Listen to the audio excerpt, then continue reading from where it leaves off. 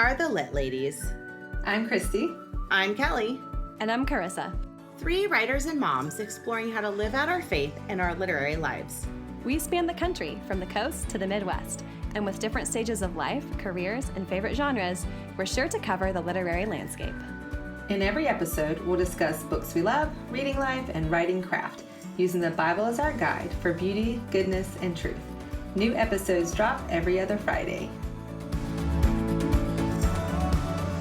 Hello, and welcome back to the Lit Ladies podcast. As always, we are so glad you joined us today. And today is a special day because it is our final episode of our very first season. So it's our 17th episode.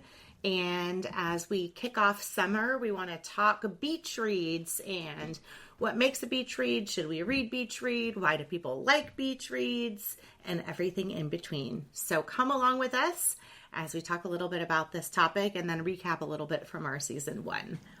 So to kick us off, what do you each consider beach reads? So I think for me, beach reads are actually, or my version of a beach read is actually just like mysteries and thrillers and something fast-paced that I can just consume quickly for the plot because I want to know what's going to happen next, and it just helps me escape. So for some reason, I feel like in the summers I've been finding myself just reading these more like fast-paced books. Or sometimes I'll read these like long classics that I've always wanted to read, and I'm always like, well, summer's the perfect time to, you know, spend a little more time, but maybe I'll do like both at the same time. What about you, Christy? I think beach reads have beachy settings, but I'm not sure if they're a particular genre. I think like with Carissa, they're more on the quick read spectrum, like nothing long, nothing crazy deep, no giant emotional swings. I do tend to think more murdery than romance, but maybe because I tend to read more mystery murder than romance. I do not find myself reading classics, for sure. That's way too deep for summer read for me. I always have to have something else with it. I would say, yeah. It needs to be a paperback. It needs to be something I can hold while I'm like floating in the pool, or I can throw in my pool bag. Like having a hardback just seems too heavy to like carry around to the beach. That's a good point. I'm probably gonna bend a page as a bookmark. So sorry if I offend those. You'll offend somebody. And so I guess, what we're really answering is like, what is beach reads to us? But I don't really think that's what normally people define as beach reads, I guess. So what is it to you, Kelly? Yeah, so I think of it as like light, fluffy, happy romance. So I think of it as like the butterfly-inducing genre. And I especially love it in summer. And as you both were talking, I was thinking, why is summer synonymous with the idea of beach reads? Like, even as adults, why is it that way? But I think for me, my kids are out of school, so our schedule's crazy. Most people go on vacations during the summer. We're often at the lake. Like, I don't go to the beach that often. We go to the lake a lot. So all those things, like longer days, warm days, we're at the pool more, they're just going to put me in that summer state of mind. So I'm more likely to want a book that's in that summer setting with maybe the beach or the water and the happy romance. But you're a teacher, Carissa, so maybe summer for you is like you're off work. I mean, is that kind of part of it? Mm-hmm. So you're not necessarily reading. That's sometimes why I'm like, oh, a great time to pick a classic, because I'm like, you know, teaching that kind of thing all year. So I kind of get that. Even if I'm, you know, I do my own research and things like that. And I have that like meaty sort of content. And then for reading for me during the year, I'm like, oh, I just need a fun fantasy escape. But then in the summer, I'm like, oh, now is the perfect time to start Middlemarch. But I'll still be like overestimating how much I can get done. And I'm like, I'm going to read this mystery and this thriller that's been on my list. And I'll like do both. I know, and on a side note, you had a post on Instagram the other day about how you didn't read any full book in the month of April, and I was honestly glad. I was glad to see you say that you didn't set a goal for yourself this year, and you're being okay with not meeting the not goal that you have. It's great. Well, I'm still a little mad at myself, but I read almost a full book, but I'm still not done with it. So, and then Christie, every other day, she's like, I just finished a new book. I'm like, how? because I'm avoiding life. So, you don't finish books because anxiety, whatever. Whereas I just breeze through anxiety by just not thinking about anything but what I'm currently reading. So I have been very reading like light stuff. So. Okay, but that's actually a good point because sometimes when life does feel heavy, sometimes I can't read because it feels like I can't get distracted enough, but other times it's a total checkout for me. So I could see where people would look at kind of beachy light reads for that reason. Christie, what does summer look like for you? Like, why would you be reading more beachy reads in the summer with your schedule and family? I mean, I literally live at the beach, although I don't typically go to the beach in the summer because all the tourists are there. So if I'm going to the beach, usually it's first thing. Yeah, it's first thing in the morning or it's like late in the evening. I avoid it at all costs during the middle of the day. I work in the summer, so I'll still be working. And then my kids are in a mix of camps. But yeah, and then I'll just be reading. We have lots of trips planned this year, so that'll be reading time on airplanes and in cars. So that will also be fun. And hopefully I'll make it a mission to buy a new book everywhere we go. Ooh, you should do that. Perfect. Yeah, that's a good point. When you travel in the summer, then you have more time to read if you're traveling places. Well, like people are on vacations and they just tend to have more downtime. Maybe people are out of town, so like school isn't starting. There's not like a ton of sports or events. Yeah, my kids' sports. Yeah. But I will just put this out there for any moms listening. When you have little kids and you go on vacation, it's not vacation, it's a trip and it's a lot of work. And sometimes I'll come home from a trip and be like, I didn't read it all because I was too busy the whole time. So that happens too. Yeah. So do you think beach reads are all genres or are they genre specific? In my opinion, since we're going on opinions for beach reads, I'll agree with what Carissa said. Usually like murder thriller. But I feel like, too, a lot of beach reads, when I Googled beach reads and was looking at covers, I feel like a lot of them were kind of about reconnecting with friends, relatives of your youth or from college in a vacation kind of setting. Now, whether that's redeeming those relationships or severing them with murder is open for debate. But I did see, like, the book covers I was looking at when I was Googling. Lots of mystery, lots of romance, zero fantasies. So the fantasy market does not seem to thrive on the hooky of summer. Maybe they don't have those kind of seasons in fantasy. Maybe they have their own worlds, their own seasons. Wait, so the question is what's like more generally accepted? Well, I just am curious, are beach reads, because I've always thought of beach reads as like the light, fluffy romance. Me too. Like, I think that's what most people think of. It just, for me, that's just not really the case. Because you don't read that in general. Yeah. No, I mean, it doesn't mean I won't pick it up. I honestly, like, I love a romance subplot in every book. So if a book has a romance subplot, I'm more likely to pick it up. Okay. So it has, like, that balance, I guess. But yeah, I feel like most people just think of, like, the lighthearted, beach or vacation setting, romance or women's fiction, maybe. So, yes, I would agree with you. And I also just think it's whatever an individual finds as a means to escape for reading. So, maybe someone who takes their reading life seriously and has goals, it really might just be like, I'm not going to have goals during the summer. I'm going to check out. I'm going to read what I want to read. But I would agree with you, Carissa, that's probably not the typical understanding of what a beach read is. So there's like the general definition and then how we each kind of apply that probably. Have you noticed publishing trends for beach reads? Like anything that kind of stands out? I mean, I think the cartoonesque colors, like the bright rom-coms, are definitely still going strong. I feel like a lot of times I'll see this sweeping like blue ocean with your Greek villa, kind of like backdrop or a boat or a sailboat or something with like mysteries that happen on vacation or just vacations in general, like anything with lake, beach, island on the cover. And when I was looking at titles, a lot of the titles have summer in them, beach in them, like just the words. And then there's like sand, vibes, waves, sunset. Like they were all geared toward travel, sun, fun kind of vibes. This is so funny. I bought this last year. I haven't read it yet. Look, summer romance, as you say all that. Look, you've got water, you've got the building, the cartoon. See? They all look like that. I have not read this yet, but I think this cover is probably very indicative right now of what like a beach read would be. Are you looking for one? Actually, now that you're saying that, I have nothing on my shelf.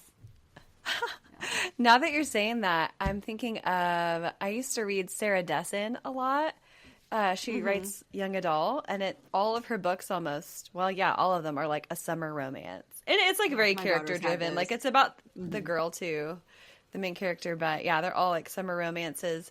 So I feel like hers used to come out every year in May, and I would always read that, and still as an adult, but she hasn't come out with any new ones in a couple years, which is a bummer. But that I'll definitely read in the summer. And I was actually thinking the same thing. I noticed several books come out in that April-May timeframe. So the books that I think of as beach reads, and these are mainstream books, but like Carly Fortune, Emily Henry, Abby Jimenez, probably Annabelle Monaghan, Catherine Center. I think those are some of like the mainstream romance women's fiction writers, and I think they all tend to have that early summer release, probably because their books contain that kind of summery element to them. So here's a question. So why women's fiction and romance? Like, what about for men? Like, what is it? Do women only have beach reads, or do like men read beach reads? Like, what? Like, that's such an interesting marketed trend, is so focused on like women's interest.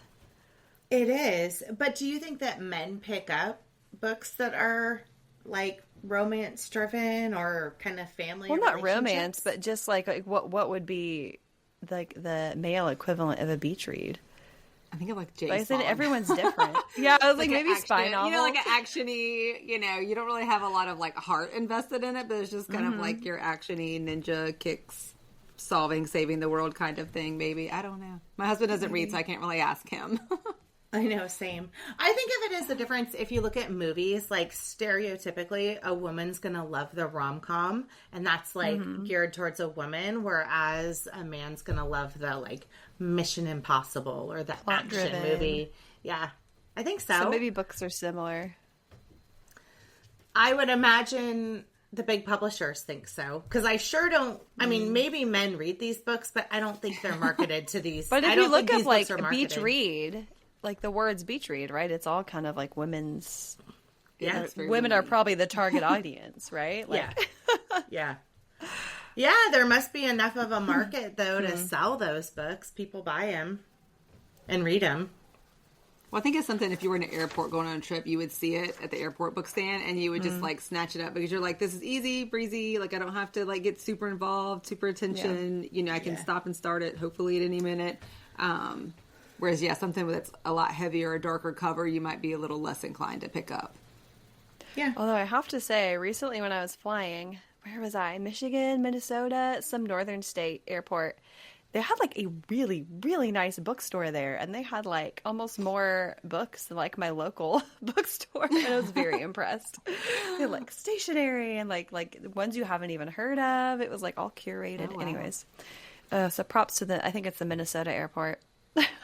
Oh, that's great. For not having just like the most popular books, you know. I think that, Carissa, to your point, some of the themes in a typical women's fiction book are not necessarily women specific. Like, for example, I was just telling Christie about a book I read. It was Abby Jimenez's, where the mom, the female main character's mom has Alzheimer's or dementia and how that impacts the family. So, of course, men deal with that. But it was really impacting the female heroine in the story. And I think women are just more likely to read kind of the dramatic, heart-wrenching stories than men would be, even though that happens in a male life, too. I don't know. That's my thought. Yeah. We're going to have to pull some men. I know. That's not a bad idea.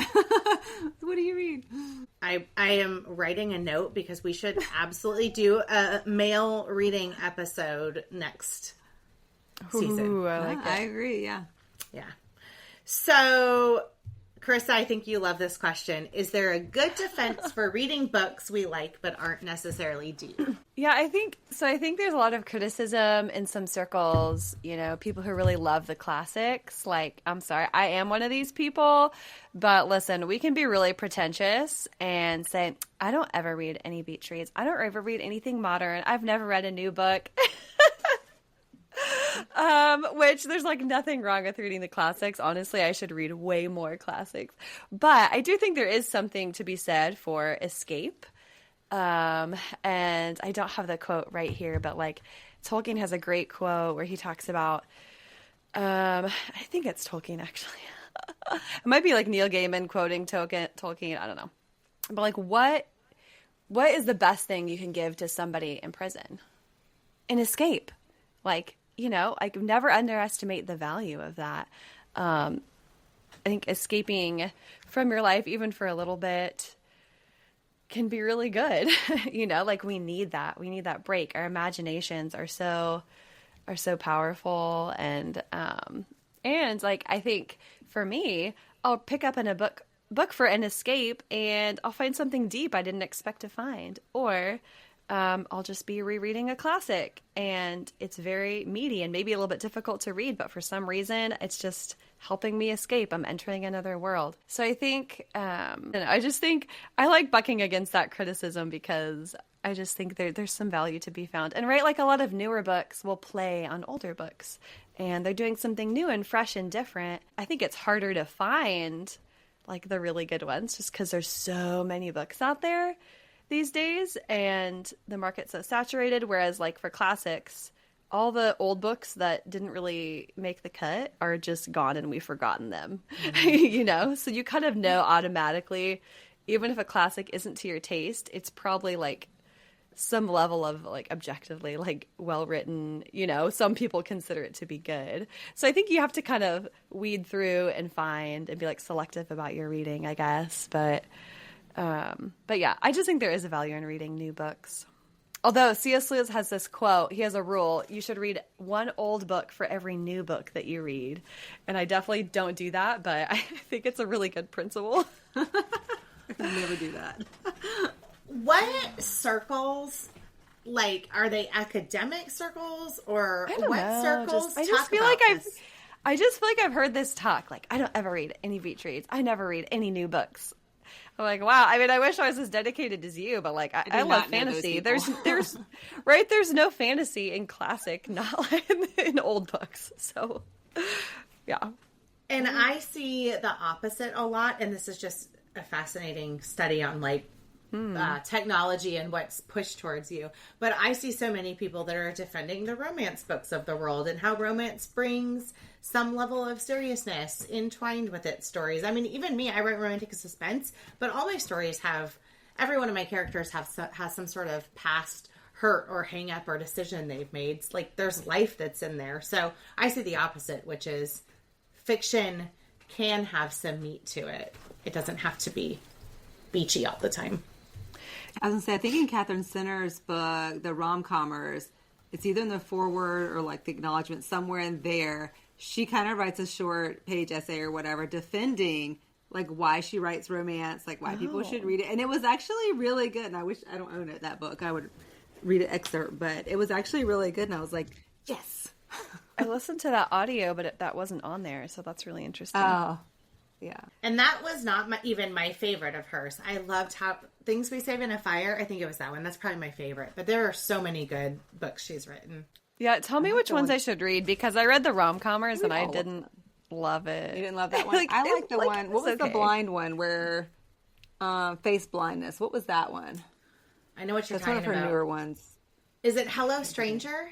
Is that right? Yes. I like that one. I thought that one was kind of cute.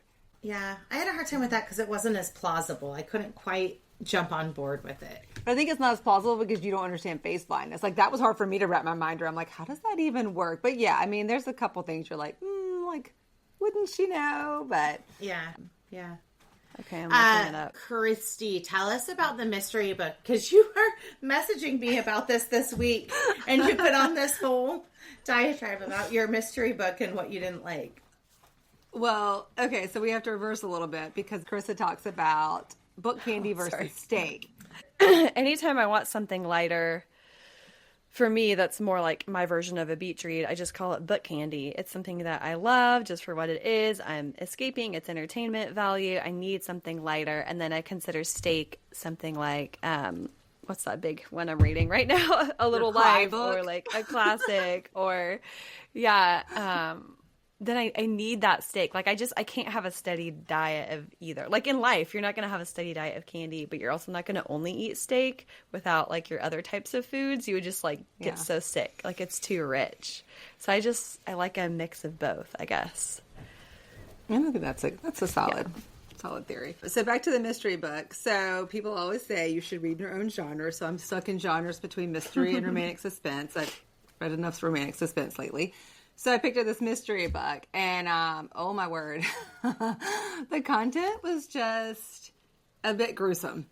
And I stuck with it, though. I was like, you know what, it's fine. I'll just keep going, because I think the storyline itself was good. Then I'm not gonna get into what it was about, but let's say obstacles just got worse and worse. And I was like, I just don't want to read this book anymore. So I DNF'd this book, which you guys would be proud, because I don't ever DNF a book. And this is like the third one this year I have DNF'd. Yes, I know. It was just too dark. Amazon or somebody had a sale, like the book sale that was on the other week or whatever. And Emma St. Clair and Jenny Proctor had a hockey series.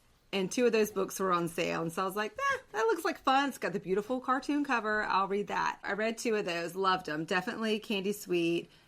Tension, mild, I guess, but sweet little love stories. And then I just fell in love with the whole team. Like, they were just so much fun. I went ahead and bought all of them. I think I just finished the 4th one this morning. And there's 2 more of this series. So I definitely think there's moods of reading. I mean, which one of those is the best? Because I would delve a little bit more into the rom-com if it could be a hockey romance, because I do actually like hockey, and my husband used to play hockey, and oh yeah, hockey players are great. So I think there was one of the girls had written something about there were so many hockey romances that are very spicy, so their job was to make one that was like sweet romance. Yeah. But I was going to say, relating back to, candy versus steak, I'm like, see, candy I feel like is too sweet. Like, I could never have like more than 2 or 3 pieces of candy because it's just too much sugar. So I want to start my summer analogy of ice cream. So like Catherine Center, Courtney Walsh, who's kind of like women's fiction, kind of romance. They're like a banana split, like emotional rom-com-y. And then you have your airy dipped cone, which would be Emma St. Clair, Jenny Proctor, and then maybe the dark chocolate brownie or your Rocky Road is kind of your murdered romance. There you go. You got that mix in there. So I'm going to come with the whole rating. What about summer horror? What would that be? What kind of ice cream? Maybe that would be the brownie, the dark brownie one. Yeah, I don't know. Yeah. I'll have to go to the ice cream shop, and I'll have to check it out, and I'll figure out which one's which. I really like the distinction between the super light and the balance between the slightly more meaty books, because I think the romance is the heart of the story, but some are lighter than others, and some have more tension than others, or more drama. Mm-hmm. And some of them, in a romance story, they'll talk about the 3rd act breakup. So like when all is lost and the couple goes their separate ways. But sometimes in some of these like super, super, super like candy books, they don't even do that. They just sail through. Yeah. So, and that's a hockey one. There's some tension, but it's not like your huge breakup, like huge dramatic tension. So it's good enough to be sweet and keep me reading, but like not heavy drama. Yeah. I do that once in a while. I'll check out to those books, but those are the books at the very end of the day. I'm just done and I need to read something before bed. I'll kind of read those. Oh, I was just going to say, I think there is a good defense, because I don't think that reading needs to be a strategy or a plan. I think that it can be if you want to have a plan, but it's almost like saying, sometimes people just want to go on a drive on a Sunday afternoon or walk without a destination. Sometimes it's just okay to go along with the journey, not the destination. And I mean, we talked about this on our reading goal episodes. I think it's great to have reading goals, but I think it's absolutely fine if someone just mood reads and they read because they want to read without it being a good book or a bad book or another stressor. A stressor. Yes. Yeah. Reading should not be something that you're like have this expectation and like. Yeah.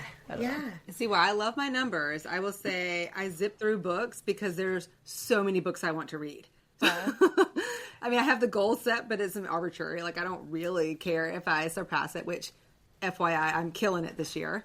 I'm like 15, 20 books ahead of schedule. But just because I'm like, every time I turn around, my friend in Boston's like, oh, you have to read this book. Oh, you have to read this author. Yeah. And I'm like, son of a gun, I got to add something else to my list. And so, yes. And so I'm like, I'm zipping through them because I'm like, I have to get through them, which is not helping editing for my story at all. Because I'm like, would I rather edit or would I rather just read this book?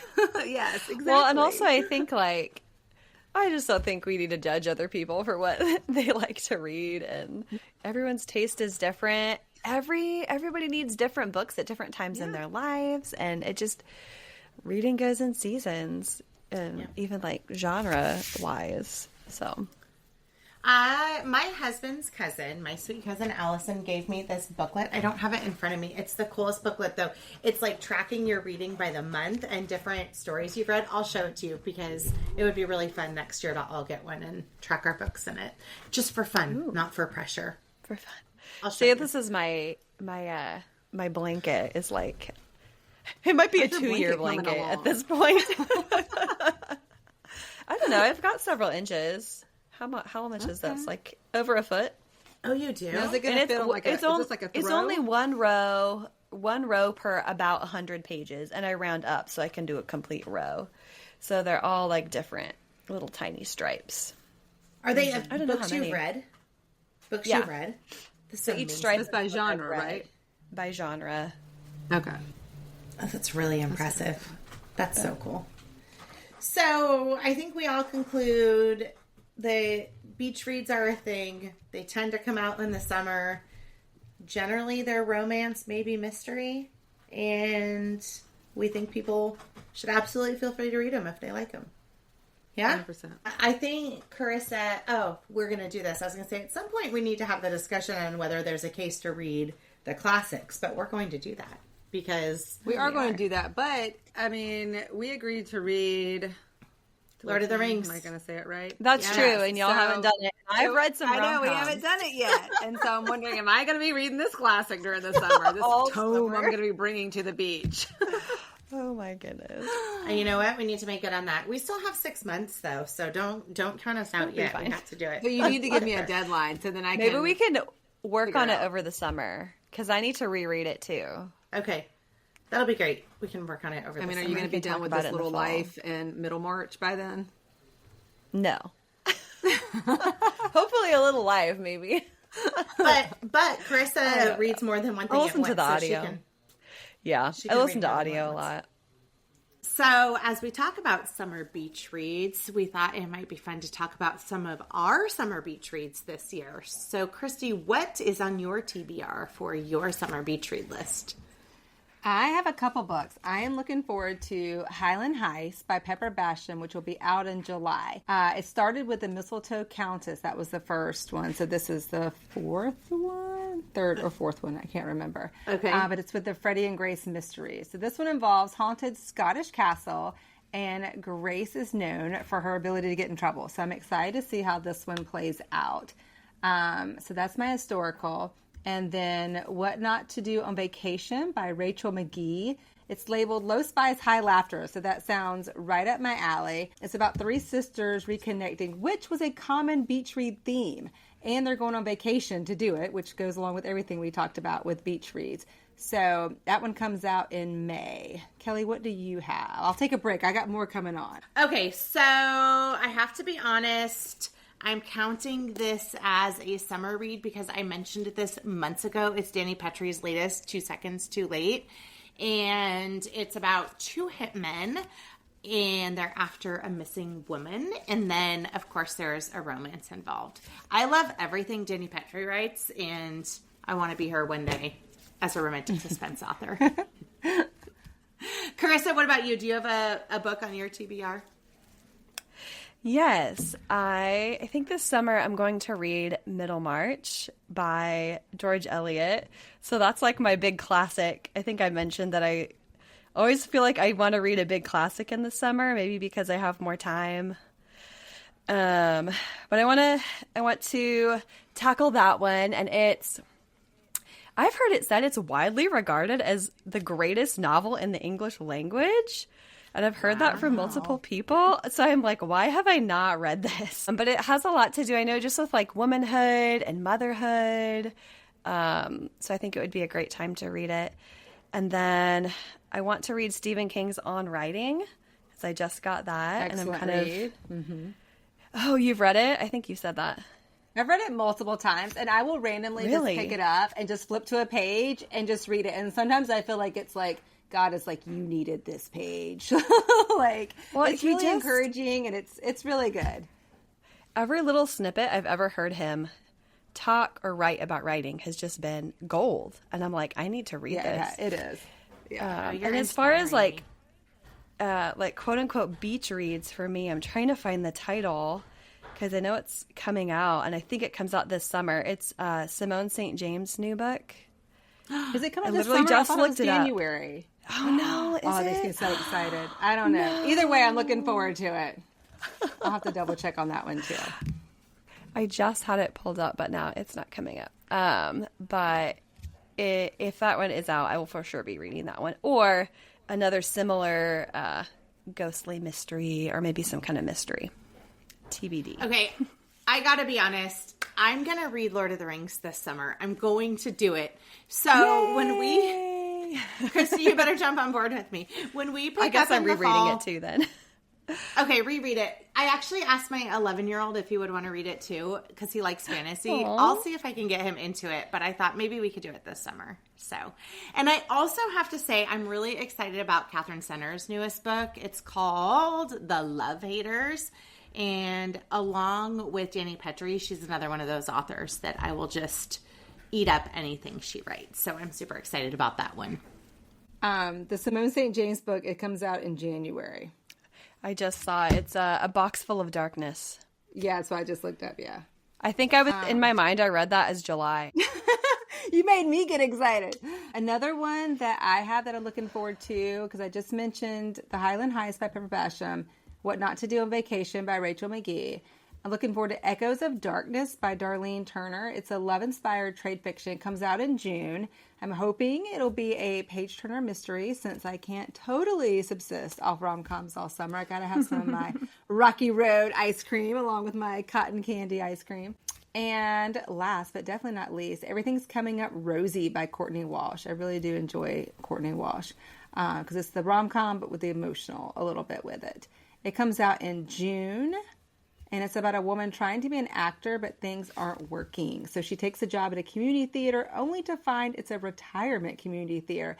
And I have read a lot of books lately with a geriatric population as secondary characters, and they have been spot on hilarious. Like, it's just been really funny. So I am looking forward to that too. So I've got some rom-coms, I've got some murder mysteries, so I think I'm good with the summer. Do you have any more, Carissa? I have lots more on my TBR, but I was just looking, I don't have like any romance for some reason or anything that's well, like you wanted beachy. one of the hockey ones, so I'll send That's you true. one. Recommend me a hockey one. I'll recommend you the hockey Well, one. it's lighter. It'll be lighter. It'll be It'll lighter, cool yes. me down thinking about hockey. It won't cool you down. it's the swoon-worthy ones. Swoon-worthy. No spice, but sizzle, I think is what they say.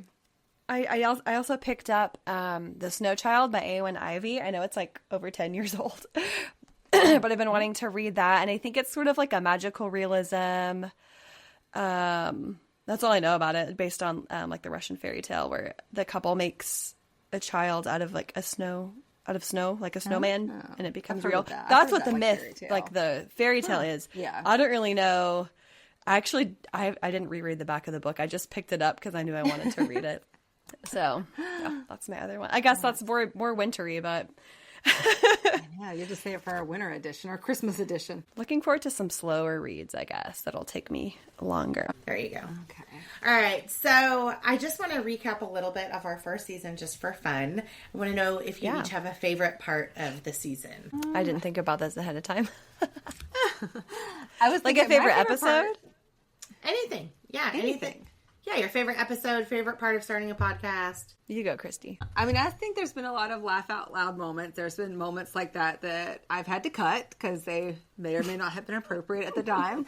I've enjoyed editing, so I can edit myself a little better. But I like our dynamic, and I've enjoyed the interviews, like getting to talk to people and kind of getting their writing stories has been interesting. That's been amazing. Journey's quite different. Yeah, it is. I've learned so much. Yeah, it has been. Yeah. I think it's so fascinating to me that the three of us have done this for an entire, school year. I mean, we live in such different parts of the country, and we say in our intro, different stages of life. And so that honestly has been my favorite, is coming up with this concept together and then seeing it through and making it work. I feel very proud's the wrong word. I'm just proud of us for doing it. And that's been my favorite part, because now we have this whole rich friendship and relationship that, because we've co-created something. So that's my favorite part of it. Yeah. I love it. I love just getting an excuse to see you guys every 2 weeks and talk books. Talk books. Yeah. It's like, I can't talk books with anybody else in my life. I know. Yeah. I know. I think, I think I'm just agreeing with you guys. Like the interviews have been really enlightening and amazing. Yeah. And then just getting to talk to all these authors, but then also just the fun of getting together and talking about books. Yeah. Yeah. I also will say I've loved the variety, because if I just would have started a podcast with someone who reads and writes exactly what I read and write, I wouldn't have seen things differently. And I love that, for example, I'm not a fantasy reader, but our 2 fantasy guests were just so amazing to hear about and listen to. And it just helped me really see outside of the box that I would normally see. So I really liked the broadening in that too. Okay, what's the hardest part of starting a podcast? Don't hold back. I'll let our listeners know. Just all the technology, the launch. Yes. It was before we started, and we're had to troubleshoot everything. Yeah. And how are we going to edit, and what software do we have to use to add the music, and who's going to do what? How do we add the music? How do we cut this? How does this line go here? That was the hard, the editing. I use ChatGPT so much to figure out stuff, because it just came through more so than Googling how to figure out stuff. Yeah, that was the hardest part, I will say. I echo all of that. And it's hard because we're not in person. So there's so much texting and emailing back and forth to get it to happen. And by default, to be honest with you, technology is more my husband's bucket between the two of us too. So for me to learn that role on top of, it was a challenge. Yeah. Yeah, I agree. Thankfully, our friends at Booked Solid helped us with some of the basics. I don't know what we would have done without them giving us their original tools. That was really helpful. What's the best part of starting a podcast been? I think even though the learning curve has been frustrating at times, mostly the beginning, but still frustrating at times, I think just being in my 40, I'm just impressed that I can learn new things, especially like you just said, concerning technology, because typically my husband is more technologically savvy, but it's just given me this confidence. You did a podcast, you can bought try the something microphone new. And you thought that was the end of it, and it was not the end of it. That was just the beginning. So I mean, just gives me the confidence that wow, you can do hard things, but you have to know it's one thing at a time. Kylie from Historical Bookworm podcast, she's part of our writing group. She has started a podcast, and it's always been after me to start one. I'm there's no way. I don't know how to do that. I'll never do that for. That is too scary. Yes. And then Kelly was working on me, and then we decided to do it. And I was there's 3 of us.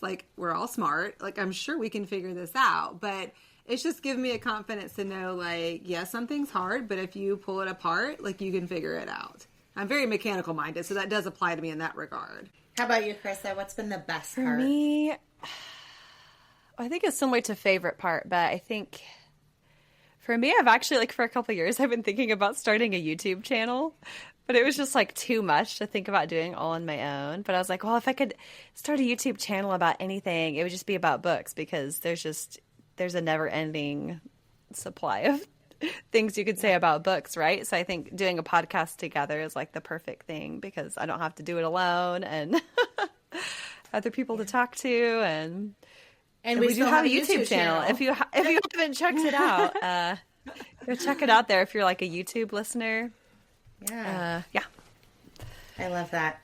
And Christie, I agree with you. I think the best thing about starting for us is just starting and finishing and realizing we can do it, because it did feel really daunting at first, and it's not as daunting now that we've done it for a while. And the rhythm feels good. We just kind of know we have a good rhythm of recording and communicating, and we each have our jobs. So that's been really good. Yeah, designing has been my other hobby that apparently I've started. You're so good My at husband's it. like, you're always doing your designs. Oh, thank you. And I'm like, it's so fun, actually. I'm just getting a few weeks ahead because why not? Yeah. Yeah.